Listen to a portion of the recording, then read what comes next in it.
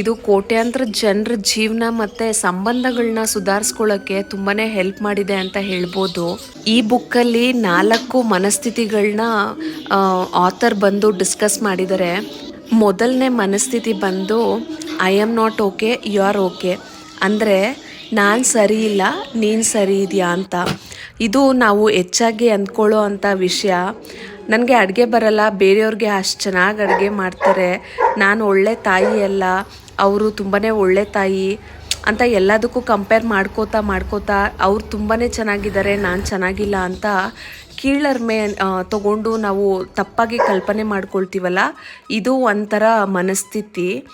ಎರಡನೇ ಮನಸ್ಥಿತಿ ಏನು ಅಂತ ಹೇಳಿದ್ರೆ I am okay, you are not okay ಅಂತ. ಅಂದರೆ ಎಲ್ಲದರಲ್ಲೂ ನಾನು ಸರಿ, ನೀನು ಸರಿ ಇಲ್ಲ ಅಂತ.